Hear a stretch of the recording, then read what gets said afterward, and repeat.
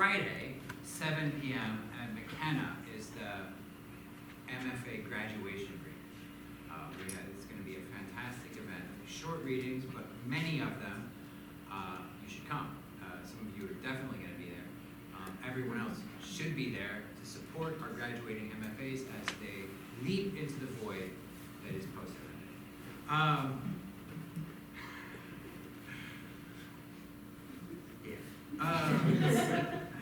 All right, so the Sparks Prize is awarded to a distinguished graduate of the Creative Writing Program as a post-graduation year of residency and writing time, funded by Nicholas Sparks and judged by an external writer.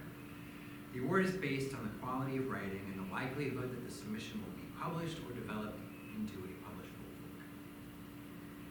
In 2022, the prize was judged by Thirii, Myint, author of the lyric novel The End of Peril, The End of Enmity, The End of Strife, A Haven from Myint Press, 2018, which won an Asian Pacific American Award for Literature in the category of adult fiction, as well as Names for Life, a Family History, winner of the 2018 Grey Wolf Press Nonfiction Prize, published by Grey Wolf in 2020. Myint is an assistant professor of English at Amherst College, where she teaches creative writing and literature. She is also herself a Notre Dame creative writing MFA fellow.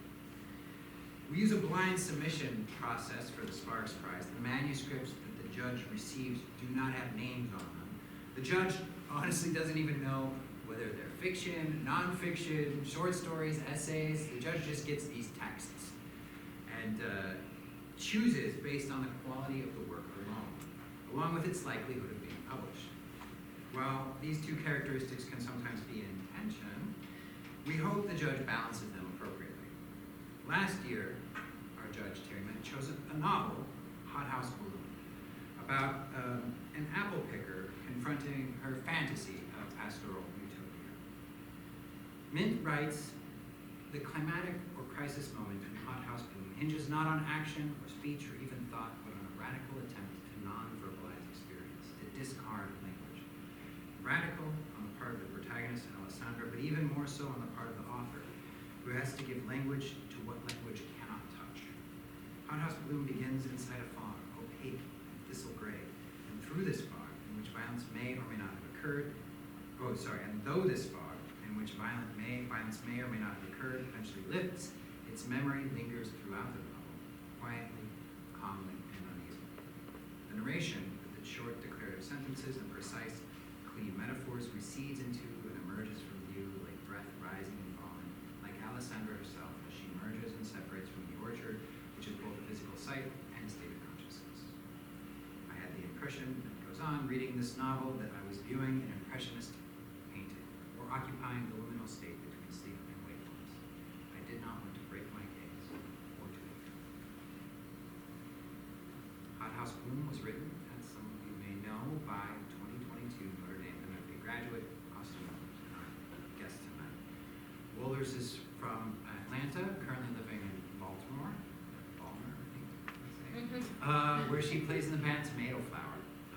Her work has appeared or is forthcoming in Guernica, the Guinea Review, the Massachusetts Review, and other journals.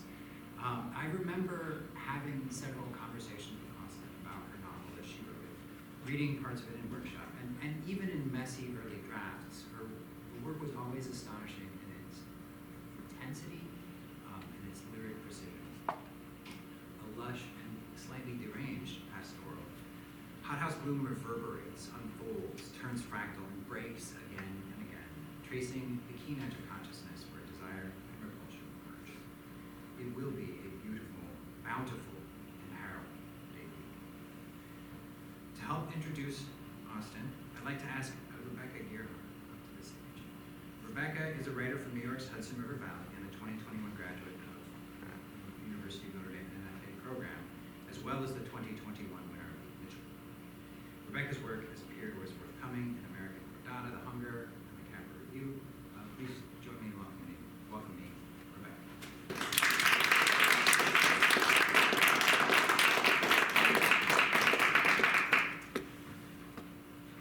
I'm so happy to be here and to be introducing my best friend at this reading here in DCU.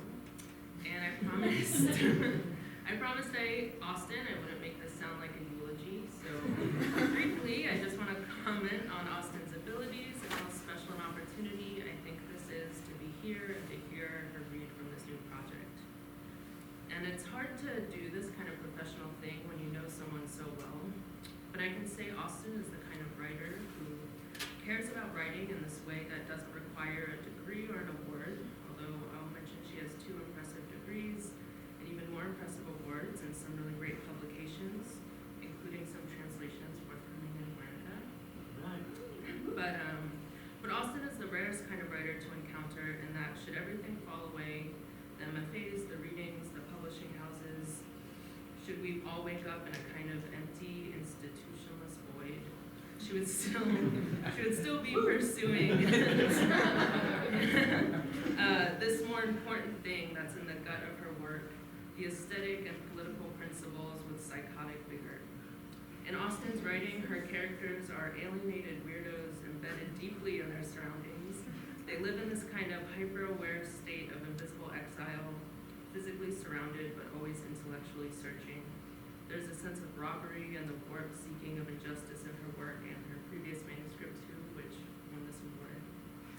And I will say too that once you're lucky enough to count Austyn as one of your friends, she will be someone that's just irreplaceable and the best kind of friend you can have, and I'm so happy to have her here and to be introducing her.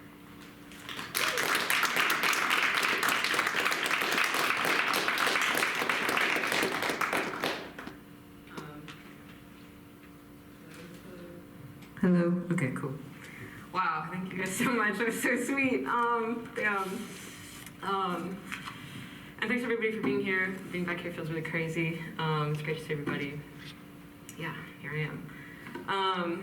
I'm not going to read from Hothouse Bloom. Yeah, I'm going to read from a new project that I've been working on the Sparks Prize, which is like a fragmentary novel about a woman who's an alcoholic and a sculptor who's seduced into working on a huge kind of Christo-fascist land art project in the middle of the desert.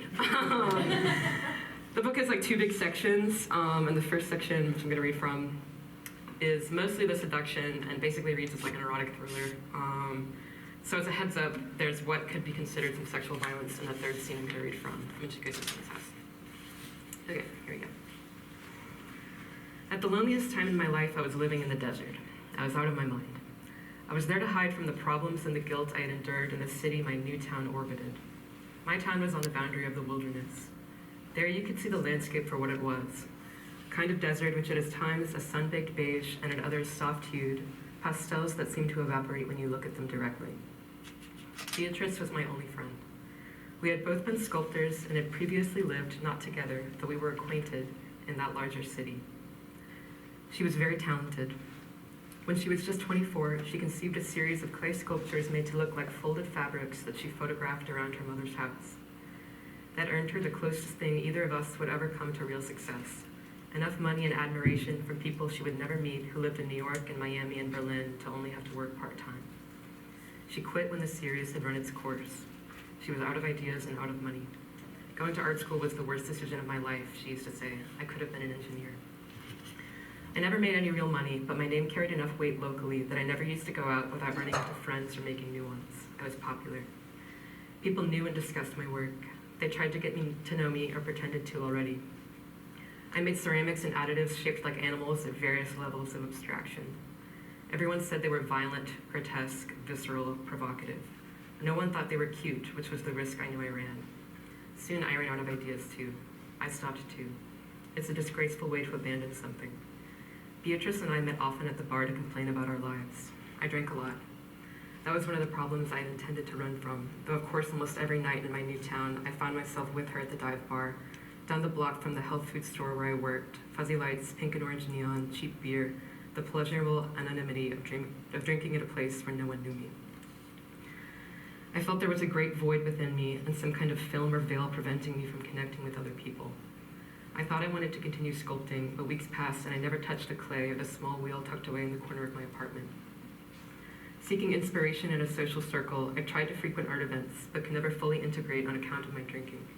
One night, for instance, I went to a photography show at a cocktail bar on the other side of town. The photographs were black and white shots of our desert landscape. In the background of each photograph, almost too small to see, there were shrouded women in varying poses of distress. One lamenting with her hands over her eyes, another sobbing and hugging her knees, a third crumpled up in the sandy dirt in the fetal position. I looked around the bar but found it impossible to approach anyone. No one else had come alone, and besides, I had nothing to say about the photographs. I felt I didn't connect with any of them. Something about them disturbed and upset me. In reality, I was losing my ability to speak intelligently about art. Instead, I downed beer after beer to try to annihilate my timidity. Finally, I struck up a conversation with a sad-looking, sunken-eyed man whose companion had attached himself to another group. I immediately spilled an entire draft beer into my dress. I was drenched. I looked down. Others were looking too. My dress was completely saturated. Its color had deepened from a royal to a midnight blue like the sea at night. Embarrassed for me, the bartender comped my drink.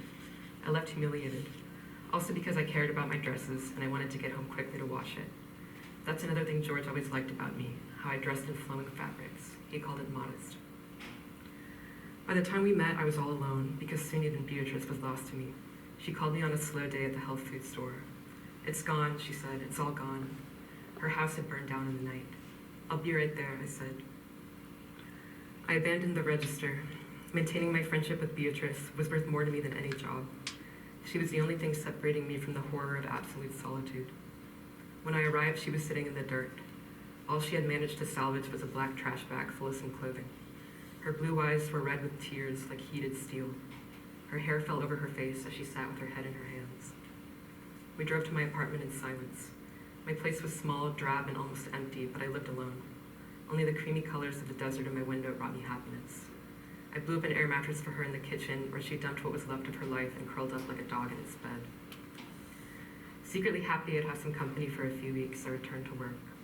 Secretly happy while I dealt with customers. Secretly happy while my boss chewed me out. He was an acid-fried, wiry-haired man with an enormous capacity for fury. Something of Beatrice's misfortune was making me feel radiant. I was grateful to be useful and needed. I hated living by myself. But when I came home, she was already packing up her things. She had decided to return to the city. Fire is a cold, impersonal tragedy. After 3 days, I was alone again. If I was honest, I thought bitterly we barely knew each other. When I tried to remember our artistic conversations, it was all a drunken blur. Local gossip, the men we were sleeping with, all strangers.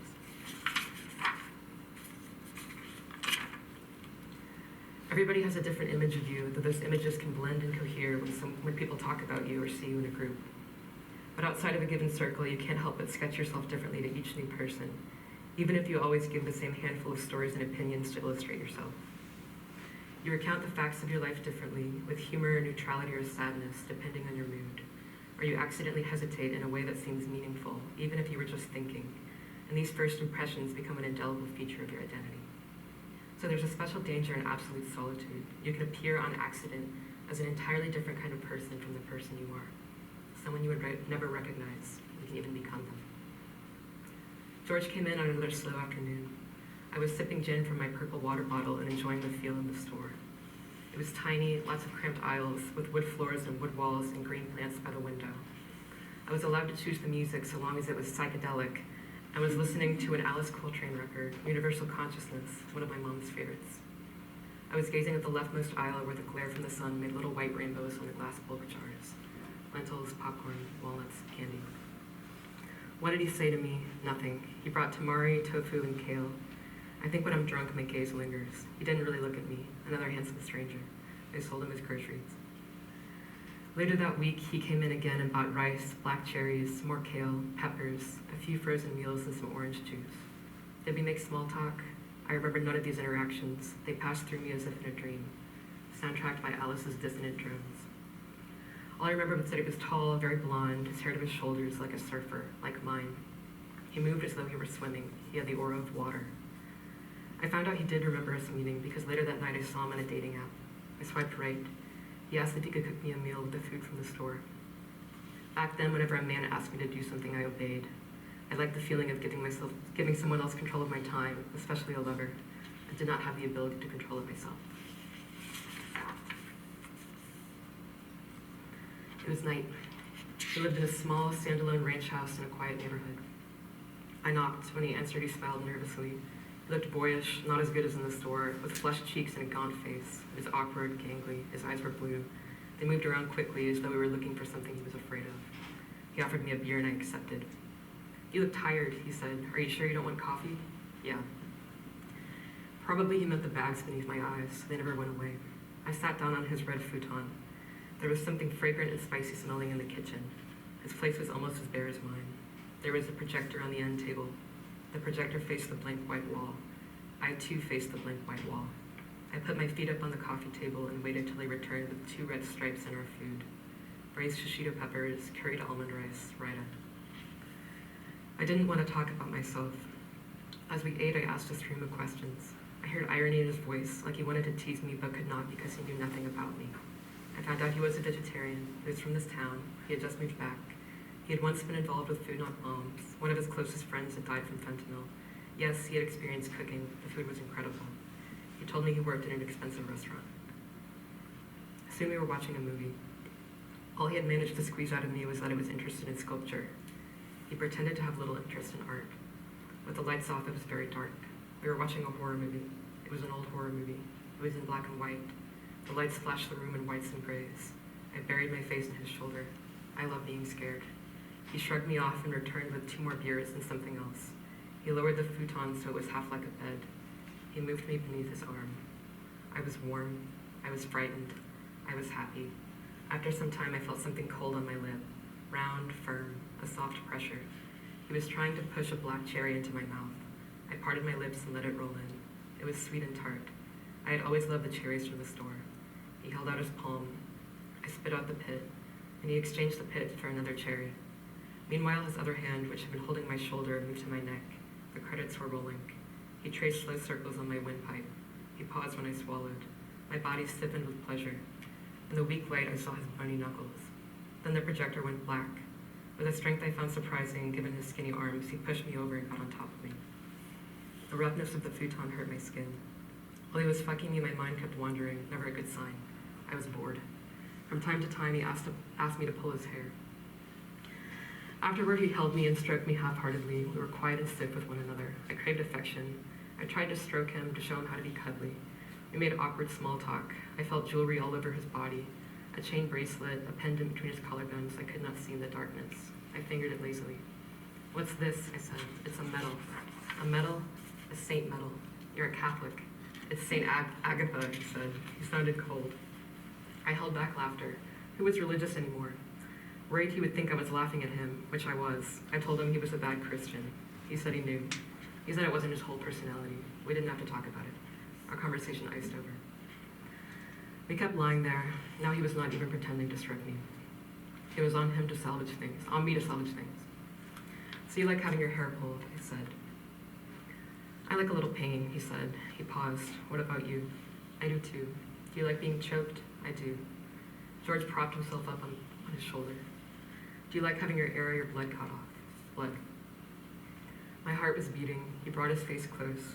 Some of that blonde hair dusted my forehead. He laughed very quietly. It was the warmest I had heard him since meeting him. He put his hand on my throat again. My whole body vibrated, starry, staticky like the best drugs. I woke up hot and sweaty in my bed. The sun was bright. It was late.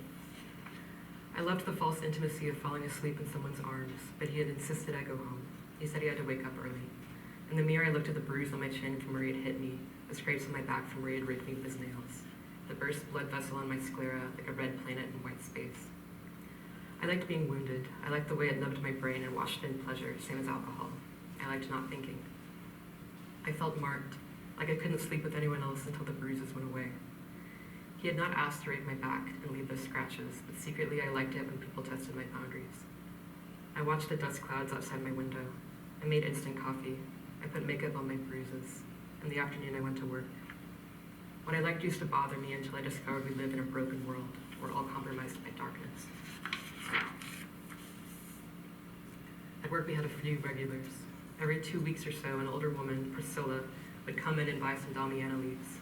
Then she hobbled out to the stoop outside the shop, rolling herself cigarette after cigarette and arranging them like sardines in an Altoids tin. She said it had cured her of her nicotine addiction. She would try to call her daughter, who would sometimes answer. Through the window that afternoon, I heard her discussing the details of her daughter's upcoming wedding. I yawned. Hours passed. When I wasn't ringing someone up, I dreamed fondly, slowly, sleepily of my night with George. She was still outside smoking when I closed up the store. She raised her cigarette in greeting. I had never been the kind of woman to dream about my wedding. Somehow having one, or getting married at all for that matter, had never occurred to me. I came over earlier at sunset, deep purples. He led me through the sliding glass doors to his backyard. Here there was a bistro set and a raised garden bed full of hardy desert plants. I was surprised he could afford all this on his own. He had chilled a bottle of white wine. How long did you say you'd lived here again? 6 months. Nice. He paused while pouring the wine. I only moved back a bit before you. We sat in silence for a few seconds until I noticed I had already drunk half my glass. I didn't really like wine. George seemed more attractive to me today. His long-limbedness was elegant again. Do you like it here? He asked. I shrugged. I swished my wine around. I wanted to drink it slowly, but felt too sober to make conversation. I didn't understand why we had to pretend to be friendly. I was only there to get laid. You're so quiet, he said. I heard for the first time a note of frustration. How could I explain that I wanted a life of pleasure and thoughtlessness? I looked at him desperately. I gave him a deadpan explanation of my predicament, alluding to the feeling of malaise and restlessness which had characterized my time here. How Beatrice had left, how loneliness was devouring me, how unused I was to meeting new people. He seemed to listen with sincerity and attention. If I exaggerated my own despair, it was because I was trying to affect vulnerability for him. I was beginning to think he wouldn't sleep with me again unless we thought we had reached a new level of friendship. In hindsight, probably he simply did not yet trust me. My situation bothered me, but it wasn't like I had given up on life. I recognized it was a dead, sad time in my life, and eventually I would find some way to end it. George didn't seem fully satisfied, but his gaze had softened somewhat. He took a long sip of wine. Who were your favorite sculptors? He asked. I showed him photographs of Anna Maria Malino's work on my phone. I showed him Richier and Lalande. I showed him Lydia Malone's bone-like vases. She was a ceramicist from my city I had always admired and had once done an exhibition with. He asked me to talk about the piece. I had trouble explaining why I liked it. It was a skinny salt glazed pot that reminded me of the moon. Something in its colors and its texture made me feel at peace. I could imagine running my thumb along its body and imagined it would feel good, like sand. He asked to see some of my work. I hesitated, then explained I was trying to squash whatever part of myself had once been ambitious and to simply look for happiness. The evening colors had vanished. He thought for a while. That's wise of you, he said. It's not enough to be talented. The woman I work for thinks everyone has an inner light, which is their duty to share with the world, and that people should prioritize orienting their life in such a way that allows that light to shine. For artists, their inner light is their work, but for others it may be politics, friendships, even family life. I agree in a way, but not that everyone has one. An inner light? Yeah. He seemed to be choosing his words carefully. He looked off over the fence. In fact, I think the idea everyone has one is dangerous. You say your life is empty, you're out of ambition, then why keep thinking of yourself as a sculptor? If you keep making work, you'd be making a mark on the world with no end in mind. It's irresponsible. Most people would be better off thinking of themselves as mediums for some exterior light. People need a source of meaning, transcendental meaning, something that goes beyond them. Maybe you would find that happiness if you thought less about yourself, your talents, what you could bring to the world, and more about what you can use those talents in service of. Like what? You probably know what I'd say, but it could be anything. He laughed and glanced at me with tenderness. Aw, he said. He smiled and leaned forward and ran his thumb along my lower eyelid. Water and a smudge of black glistened on his fingertip. I was crying. I can sense that absence in you, Francis, he said softly. I froze. I was humiliated. I made an excuse to go clean up the rest of my mascara. His bathroom was simple like the rest of the house. I really was crying, and while I wadded up some of his toilet paper and rubbed at the makeup on my cheek, I cried some more. I could still see the burst blood vessel in my eye, and it was as though its redness had leaked into the rest of it. I didn't understand what I was feeling, but when I tried to think about it, I realized I was happy to be around someone who seemed to feel and think so deeply, even if what he believed was ridiculous. I've always been impressionable, but especially at that time, I was incapable of thinking critically. Whenever someone made an argument, I was immediately struck by the poetry of their words and the fact they had some stake in the world. That was part of what I thought made me a good ceramicist. I had the aspect of the vessel. I think I'll stop there. I read pretty fast. Thank you.